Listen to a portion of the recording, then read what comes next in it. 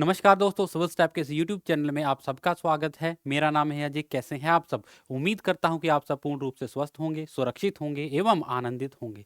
तो चले दोस्तों, आज की इस जियो अकाउंट और जूनियर एडिटर की कक्षा को आरंभ करते हैं। दोस्तों, इसमें आज हिंदी व्याकरण संबंधित कुछ प्रश्न मैं आपके समक्ष लेकर आया हूँ, जिससे आपको यह अभ्यास हो जाएगा, आपको ये समझ में आ जाएगा कि किस प्रकार के प्रश्न जो हमारी परीक्षाओं में हमें देखने को मिल सकते हैं। और इससे आपको ये भी अनुमान हो जाएगा कि हम किस विषय में कमजोर हैं। ठीक है, क्योंकि अलग अलग विषयों से संबंधित ये प्रश्न है, तो आपको जहां पर कठिनाई लगती है तो यहां से आपको ये आभास हो जाएगा कि हमारा ये जो विषय है इसमें हम कमजोर हैं, तो उसमें आपको ज्यादा अभ्यास की आवश्यकता हो गई और उसी का हम ज्यादा से ज्यादा अभ्यास करेंगे। ठीक है जी, तो चलें आज की इस कक्षा को करते हैं आरंभ। देखते हैं पहला प्रश्न कौन सा है। पहला प्रश्न हमारे पास है, निम्नलिखित में से वह शब्द चुनिए जो उपसर्ग की भिन्नता के कारण अन्य सभी से अलग है। विकल्प हमारे पास दिए गए हैं। अनु, विकल्प बी है अनुभव, अनुचित, अनुभव, विकल्प सी अनुचर या विकल्प डी अनुशासन। ठीक है, तो उपसर्ग हमें बताना है। उपसर्ग की जब हम बात करते हैं तो उपसर्ग क्या होते हैं? जो शब्द के आगे लगते हैं और प्रत्यय जो शब्द के पीछे लगते हैं। ठीक है, तो दोस्तों देखेंगे इसमें हमें विद्यार्थी क्या करते हैं, क्या उनको क्या समझ में आता है? अनु। देखो ये देखेंगे कि अनु अनु इसमें लगा है, तो फटाफट से उनको समझ में नहीं आता इसमें अलग क्या है, तो फिर तुक्का लगाते हैं। परंतु यहाँ पर तुक्के का काम नहीं है।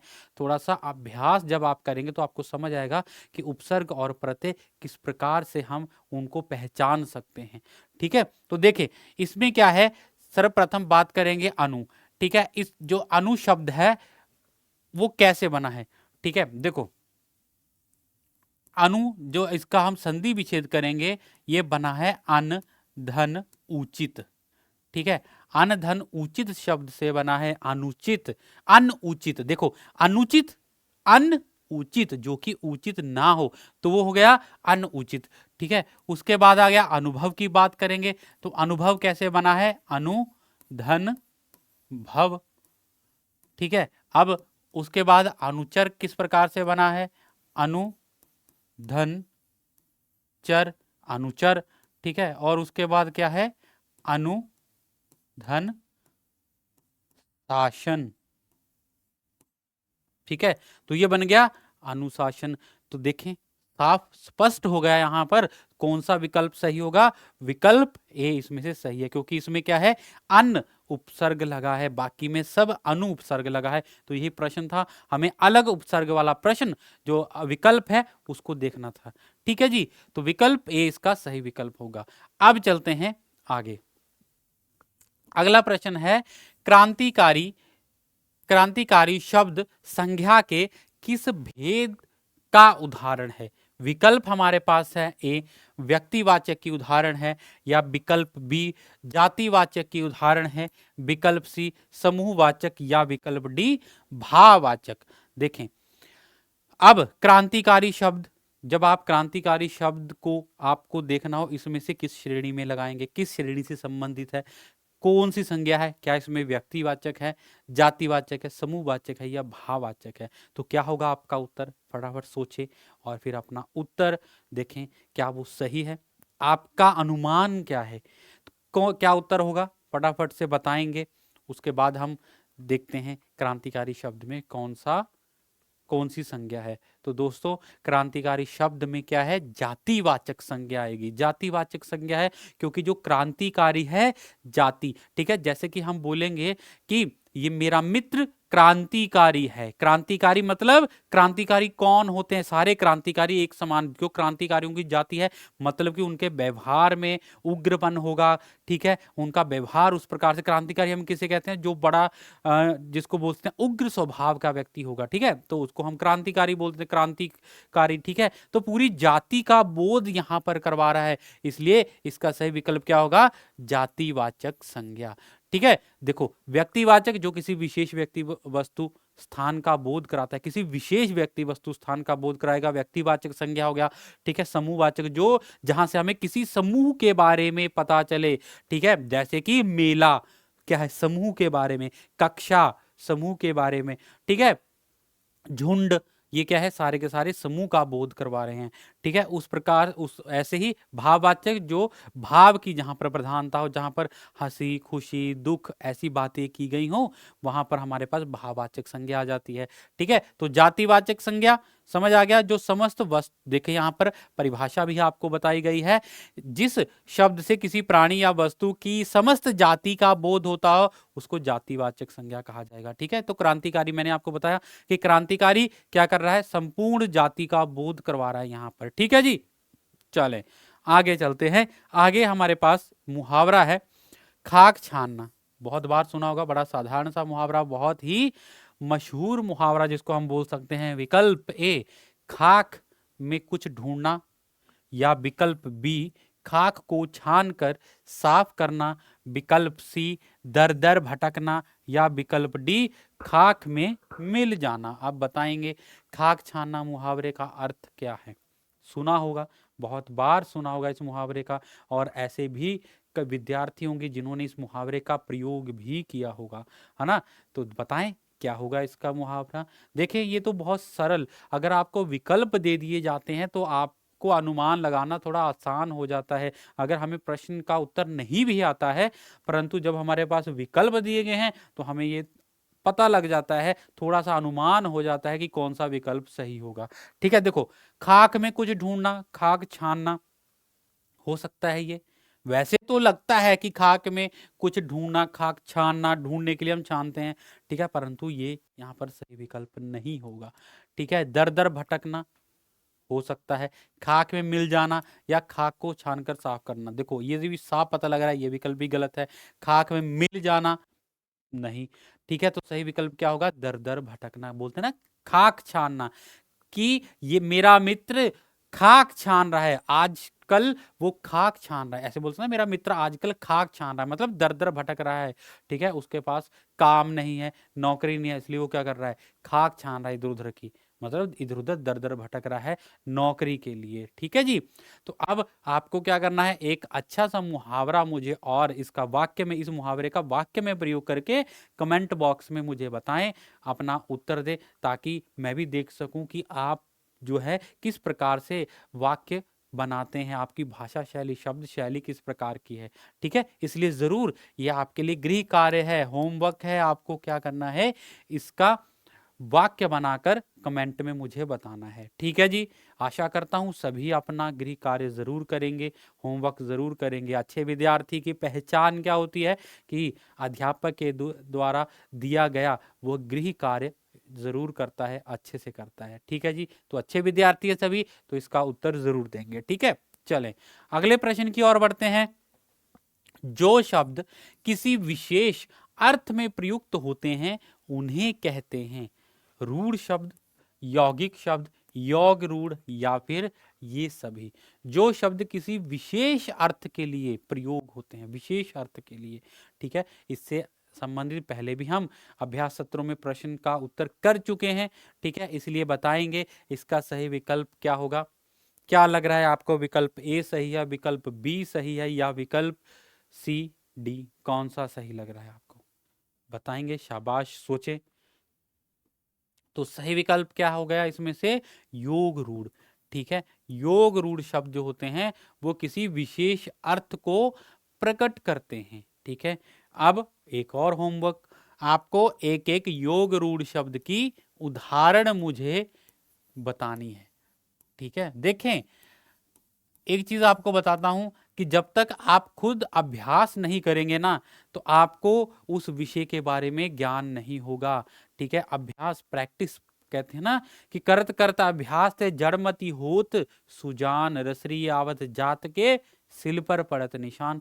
तो अब अगर पत्थर पर निशान पड़ जाता है रस्सी के आने जाने से, ठीक है, पहले पानी कुएं से पानी निकालते थे ना, तो रस्सी क्या करती थी, वो रस्सी जो है पत्थर से रगड़ती थी रोज पानी निकालने, तो पत्थर में भी निशान पड़ जाता था। सोचें, तो आप तो वैसे भी अच्छे विद्यार्थी हैं, अगर आपकी किसी विषय में कमजोर है, अगर उस विषय का आप अभ्यास करेंगे तो अच्छे से आप उस विषय पर अपनी पकड़ बना पाएंगे। ठीक है, निपुण हो जाएंगे आप उस विषय में। तो निपुणता के लिए अभ्यास तो करना पड़ेगा, कार्य तो करना पड़ेगा। ठीक है, एक एक उदाहरण देखेंगे। जब आप देखेंगे क्यों, विद्यार्थी जब योग रूढ़ शब्द की एक उदाहरण देखेगा तो उसको क्या हो जाएगा, थोड़ा सा अनुमान हो जाएगा। योग रूढ़ शब्द साथ में ये भी तो पढ़ेगा ना, अगर जिसको योग रूढ़ नहीं पता तो वो योग रूढ़ भी तो देखेगा क्या होगा, फिर उसकी उदाहरण देखेगा, उसको योग रूढ़ समझ आ जाएगा। और जो यौगिक रूढ़ शब्द, ये सभी साथ में देख लेना, ठीक है, एक विषय आपका तैयार हो जाएगा। ठीक है, 5 मिनट का कार्य है सिर्फ। चलें आगे चलते हैं। निम्नलिखित में कौन सा शब्द देशज नहीं है? देशज शब्द कौन सा नहीं है? डिबरी, पगड़ी, पुष्कर या ढोर? हाँ जी, देशज शब्द, देसी शब्द जिनको बोलते हैं, देशज शब्द होते हैं ना, कौन सा होगा इसमें से? डिबरी, पगड़ी, पुष्कर, ढोर। तो कौन से इसमें जो देशी शब्द है कौन सा नहीं है, ठीक है, वो हमें बताना है। तो क्या होगा इसका उत्तर, देखें। तो दोस्तों इसका सही विकल्प हमारे पास है विकल्प सी, पुष्कर। पुष्कर जो है देशज शब्द के अंतर्गत नहीं आता है। बाकी देखें, डिबरी, पगड़ी, ढोर, बोलते हैं ढोर, पगड़ी, ये सारे के सारे देशी शब्द हैं, ग्रामीण शब्द भी इनको बोला जाता है। ठीक है, चलो आगे चलते हैं। उत्क्षिप्त व्यंजन बहुत ही महत्वपूर्ण प्रश्न है, बहुत बार ये जो प्रश्न है परीक्षाओं में पूछा गया है। ठीक है, उत्क्षिप्त व्यंजन कौन से होते हैं? विकल्प ए श या स, विकल्प बी य र ल, या विकल्प सी क्ष त्र ज्ञ, विकल्प डी ढ ढ ढ। देखो कौन सा उत्क्षिप्त व्यंजन सुने हैं कभी, पढ़े उत्क्षिप्त व्यंजन कौन से होते हैं? देखो पहले बताता हूं उत्क्षिप्त व्यंजन कौन से होते हैं। उत्क्षिप्त व्यंजन देखो यहाँ पर परिभाषा भी देख लेते हैं कि ऐसे व्यंजन, उत्क्षिप्त व्यंजन ऐसे व्यंजन होते हैं जिससे अचानक मुंह में जीवा या अन्य किसी भाग को सिकोड़ कर किसी अन्य भाग की ओर जोर से फेंका जाए। ठीक है, मतलब कि किसी भाग, अब देखो उत्क्षिप्त व्यंजन में क्या होगा कि मान लो जैसे हमने बोला ढ ढ, तो हमारी जीवा क्या हुई, फोल्ड हुई, पीछे को गई, मतलब सिकुड़ी, जीभ सिकुड़ी, और जब हम बोला ड तो आगे को आई ना एकदम से, इसको उत्क्षिप्त व्यंजन बोला।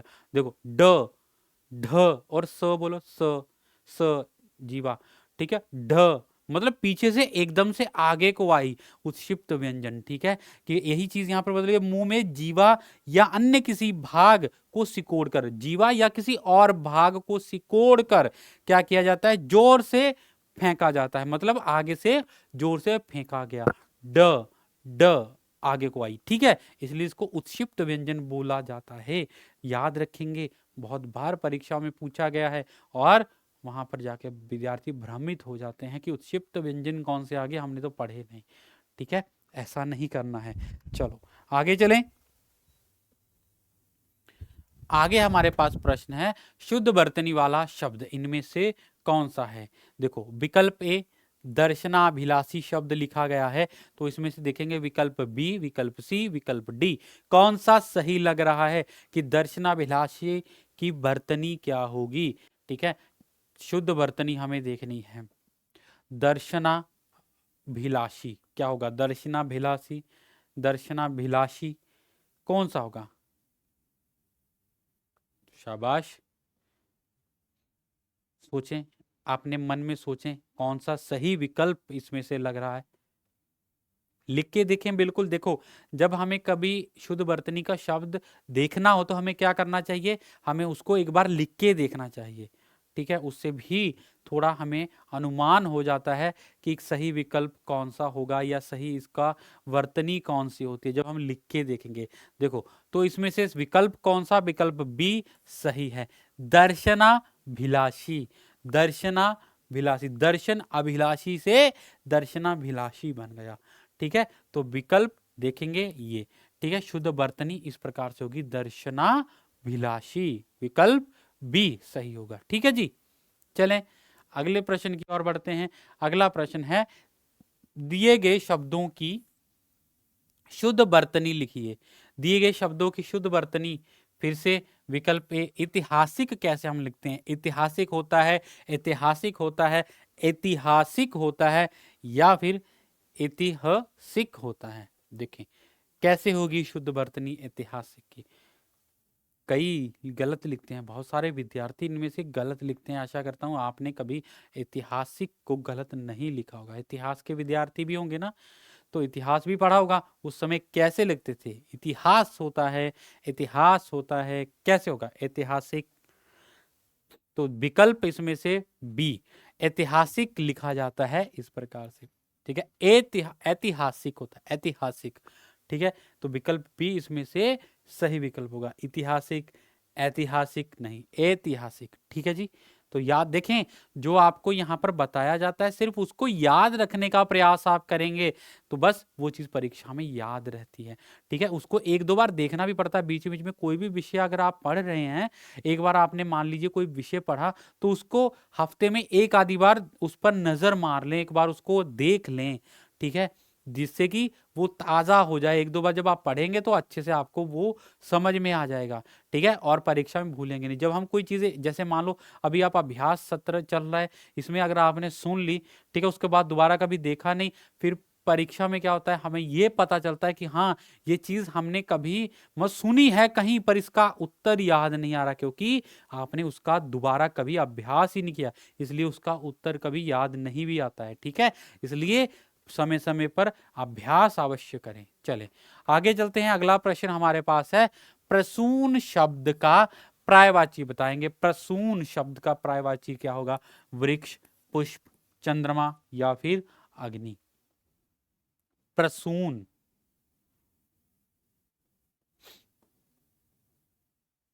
देखें, शाबाश, क्या विकल्प इसमें से सही होने वाला है? देखो, प्रसून का प्रायवाची होता है पुष्प। ठीक है, पुष्प, फूल, सुमन, ये सारे के सारे हमारे पास फूल के प्रायवाची आ गए। ठीक है, और प्रसून भी हो गया प्रायवाची। ठीक है जी। चलो आगे चलते हैं। तलवार का प्रायवाची बताएंगे। तलवार का प्रायवाची, बहुत बार तलवार देखी है। ठीक है, सीरियल्स देखते हैं जिसमें रामायण, महाभारत, तलवार का इत्यादि प्रयोग किया जाता है। तो तलवार कहीं कहीं आपको पता होगा, हो सकता है इनमें से कोई सी शब्द को प्रयोग भी किया गया हो तलवार के स्थान पर। ठीक है, तो क्या इसका सही विकल्प होगा? हलवार बोलते हैं, कर करवाल बोलते हैं, घरवाल बोलते हैं, या धारदार बोलते हैं? सही विकल्प क्या लग रहा है आपको? देखिए, सोचें क्या होगा सही विकल्प इसका? तलवार का प्रायवाची। शाबाश, सीरियल तो देखते हैं सभी, है ना, बहुत अच्छे से सीरियल देखते हैं। ठीक है, रामायण, कोविड में बहुत रामायण देखी, अच्छे अच्छे जिन्होंने कभी रामायण नहीं देखी थी उन्होंने खूब रामायण देखी। तो तलवार, तीर, भालों का प्रयोग तो बहुत ज्यादा किया जाता है। ठीक है, तो तलवार का प्रायवाची क्या होगा? देखो, तलवार को क्या बोलते हैं? करवाल। ठीक है, तलवार को बोला जाता है करवाल। कर, अब कैसे याद रखें? कर क्या होता है? हाथ। ठीक है, करवाल तो याद रखेंगे करवाली, मतलब करवाल, करवाली, हाथ में जो रहती है वो क्या होगी? तलवार। तो इस तरह से याद रखेंगे इसका प्रायवाची। ठीक है जी। चलो आगे चलते हैं अगले प्रश्न की ओर। देखें, प्रश्न है, निम्नलिखित में कौन सा शब्द हनुमान का प्रायवाची नहीं है? हनुमान का प्रायवाची शब्द कौन सा नहीं है? राम भक्त, पवन सुत, बजरंग बली या कपीश्वर? बताएंगे हनुमान जी के बारे में। बहुत बड़े बड़े भक्त हैं हनुमान जी के, आप में से बहुत जने होंगे हनुमान जी के भक्त। ठीक है, तो उनके नाम के बारे में भी पता होगा। कई व्यक्ति होते हैं हनुमान जी के नामों का जाप करते हैं, विभिन्न नाम का। तो कौन सा नाम जो है उनके नाम में नहीं गिना जाता? थोड़ा तो देखें, प्रश्न देखने में आसान है परंतु इसमें गलती के बहुत आसार रहते हैं। ठीक है, देखें क्या होगा। क्या हनुमान जी को राम भक्त बोला जाता है? बोलेंगे बिल्कुल राम भक्त बोला जाता है, पवन सुत भी बोला जाता है, बजरंग बली भी हो जाता है, कपीश्वर भी बोला जाता है। तो सही विकल्प क्या हुआ? तो दोस्तों सही विकल्प क्या है? राम भक्त। ठीक है, हनुमान जी को राम भक्त नहीं कहा जाता। बाकी पवन सुत, बजरंग बली, कपीश्वर, ये सारे के सारे हनुमान जी के प्रायवाची, परंतु राम भक्त नहीं। राम भक्त तो कोई भी राम जी की भक्ति करता उसको राम भक्त कहा जाएगा। ठीक है, तो राम भक्त जो हनुमान जी का प्रायवाची नहीं है। चलो आगे, कृपा किस शब्द का विलोम है? कृपा किस शब्द का विलोम है? विकल्प ए कोप का, विकल्प बी कटु का, विकल्प सी क्रोध का, या विकल्प डी क्रूर का बताएंगे। कृपा शब्द का विलोम, विलोम समझते हैं, विपरीत अर्थक शब्द भी बोला जाता है। अगर यहां पर पूछ ले जाए कृपा का विपरीत अर्थक शब्द बताएं तो वहां पर डरना नहीं है, ठीक है। विपरीत अर्थक विलोम वही होता है, विपरीत अर्थ देने वाला विपरीत अर्थक हो गया, और विलोम तो समझते ही हैं, ठीक है। तो उल्टा शब्द इसका बताना है, कृपा का विलोम क्या होगा? कटु होगा, क्रोध होगा, क्रूर होगा। तो कृपा का क्या होता है? कोप, ठीक है। कृपा का होगा कोप, कोप मतलब कोप, क्रोध, ठीक है। कृपा क्रोध का क्या हो गया? कोप, ठीक है। तो हमारे पास कृपा आ जाएगा, कृपा का कोप। आगे देखेंगे, आगे हमारे पास है अल्पज्ञ का विलोम दिए गए विकल्पों में से चुनिए। अभिज्ञ, अवज्ञ, कृतज्ञ या सर्वज्ञ।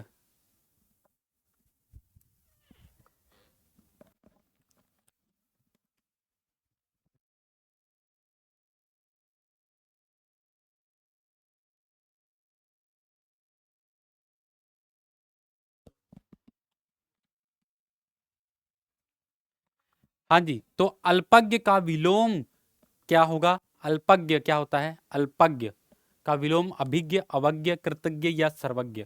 तो दोस्तों इसका सही विकल्प क्या होगा? विकल्प डी, अल्पज्ञ जिसको अल्प ज्ञान हो, ठीक है, और सर्वज्ञ जिसको संपूर्ण बहुत कुछ जानता हो, वो क्या हो गया? सर्वज्ञ, ठीक है जी। अगले प्रश्न की ओर बढ़ते हैं। निम्नलिखित शब्दों में से एक का अर्थ पतवार भी है। किसका अर्थ जो पतवार भी है? विकल्प ए कान, विकल्प बी कर्ण, विकल्प सी श्रुति या विकल्प डी श्रवणेन्द्रिय। पतवार का, ठीक है, पतवार का यहां पर देखना है, कान, कर्ण, श्रुति या श्रवणेन्द्रिय। तो देखें यहां पर क्या है, पतवार किसको बोला जाता है? कर्ण को, ठीक है। कर्ण का क्या है हमारे पास? इसका आएगा पतवार, ठीक है, मतलब कर्ण को पतवार भी बोला जाता है, ठीक है जी। अगले प्रश्न की ओर बढ़ते हैं। अगला प्रश्न है सर्प, मेघ, हरिण किस शब्द के अनेकार्थी शब्द हैं? सारंग, नारंग या शारंग या षडंग। सर्प, मेघ, हरिण इसमें से किसको और बोला जाता है? देखेंगे, शाबाश। देखो सर्प, मेघ, हरिण जो हैं इनके अनेकार्थी शब्द हमारे पास क्या हैं? इसको सारंग को सर्प भी बोला जाता है, मेघ भी बोला जाता है और हरिण भी बोला जाता है, ठीक है जी। चलो आगे हमारे पास है शब्द युगम, यदा कदा, ठीक है। यदा कदा स धर्मस्य है, सुना होगा आपने श्लोक। तो उसमें यदा कदा का सही अर्थ युगम का चयन हमें करना है। यदा कदा का अर्थ क्या होता है? जब तब, या फिर कब तब, या जब कब, या कब जब।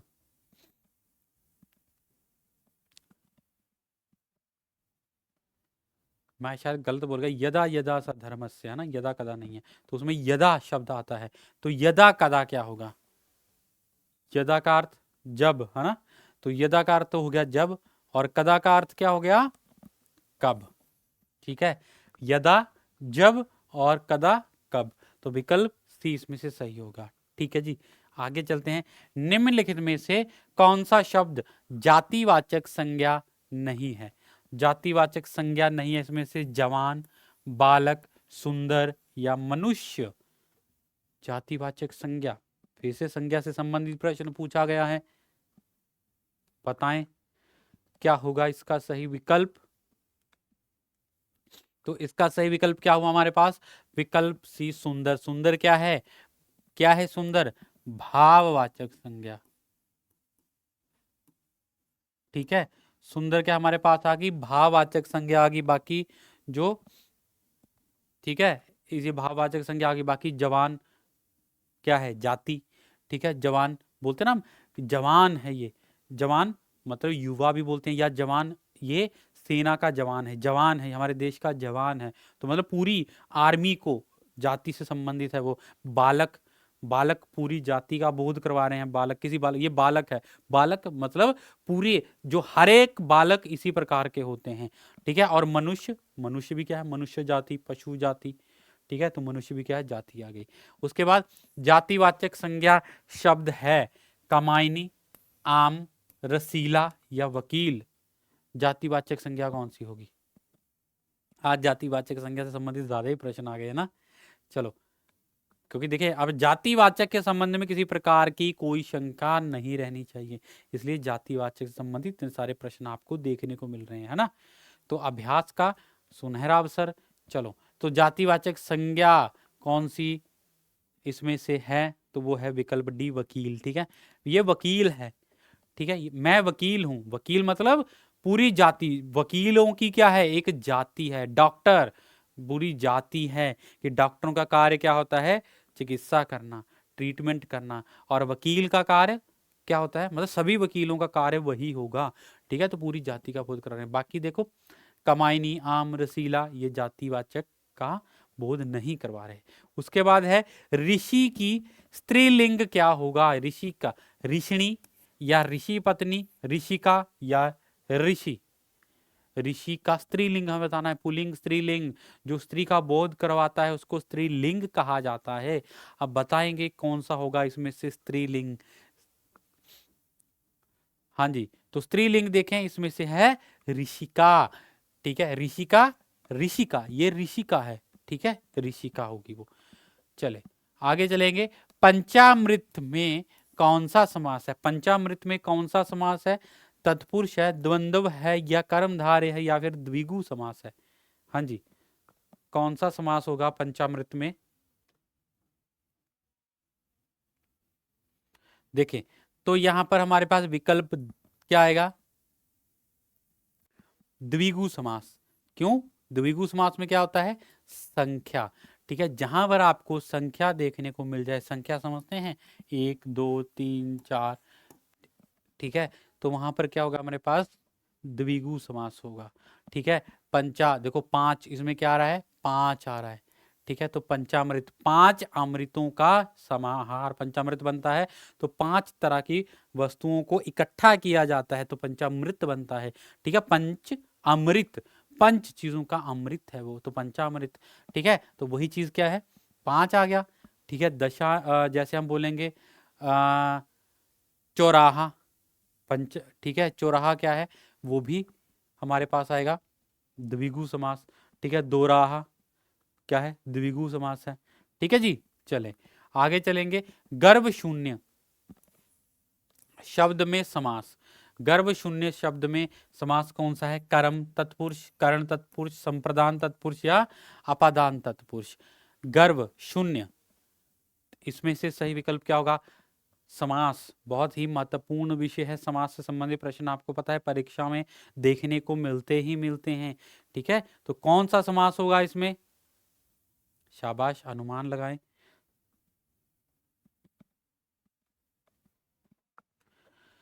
गर्भ शून्य में समास हमारे पास है कर्ण तत्पुरुष। देखो, गर्भ शून्य मतलब गर्भ से,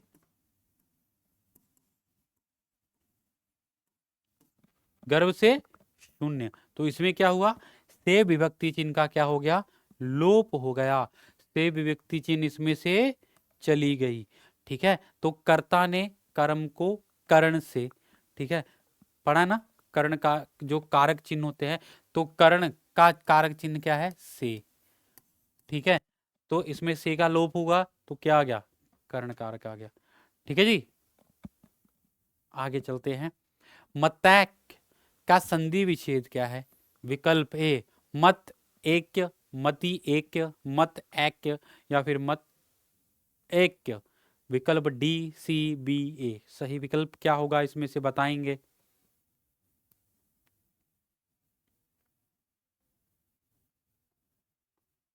देखो, तो इसमें से सही विकल्प देखो, मत ऐक्य, ठीक है। क्या बनता है? मत ऐक्य, विकल्प डी इसमें से सही होगा, मतैक्य। इसमें क्या हुआ? अ और ए की संधि हुई, ठीक है। अ और ए जब आपस में मिलेंगे तो क्या बनेगा? ए बनेगा। ठीक है, तो मत देखो, मत और ए की संधि हुई इसमें। ठीक है जी, तो ये क्या बन गया, ए। उसके बाद संधि कौन सी आई, वृद्धि संधि। ठीक है, वृद्धि संधि होती है, मतैक का बनेगा।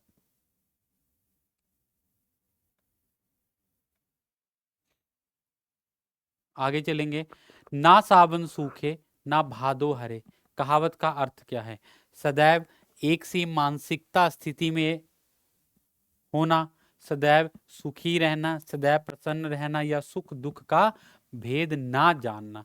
ना सावन सूखे ना भादो हरे। ठीक है, सावन का महीना भी चल गया है, सावन का महीना चल रहा है, तो ना सावन सूखे ना भादो हरे कहावत का अर्थ क्या होता है, सदैव एक सी मानसिक स्थिति में होना, ना सावन सूखे ना भादो हरे। ठीक है, तो इसका सही विकल्प क्या होगा, विकल्प ए। ठीक है जी, तो दोस्तों ये थे हमारे आज के प्रश्न। आशा करता हूं कि आज के ये प्रश्न आपको अच्छे लगे होंगे और आप व्याकरण से संबंधित जो आपको थोड़ी सी शंका थी या जिस विषय में आपको शंका थी उसका निवारण भी अवश्य हुआ होगा। तो दोस्तों जिन्होंने अभी तक हमारे यूट्यूब चैनल को सब्सक्राइब नहीं किया है, हमारे यूट्यूब चैनल को सब्सक्राइब कर लें, बेल आइकन को प्रेस कर लें, ताकि ऐसी ही ज्ञानवर्धक अभ्यास सत्र, ऐसी ही कक्षाएं आपको देखने को मिले, जिससे कि आप अपने व्याकरण का अच्छे से अभ्यास कर सकें। इसलिए चैनल को लाइक शेयर सब्सक्राइब जरूर करें। अगर आपको ये कक्षा अच्छी लगे तो उस कक्षा को भी लाइक कर दें और ज़्यादा से ज़्यादा शेयर कर दें, ताकि और भी विद्यार्थी इस कक्षा का लाभ ले सके। तो दोस्तों आज की इस कक्षा को यहीं पर विराम देते हैं। स्वस्थ रहें, सुरक्षित रहें और अच्छे से अपनी परीक्षा की तैयारी करें। आप सबका इस कक्षा में अंत तक बने रहने के लिए बहुत बहुत धन्यवाद।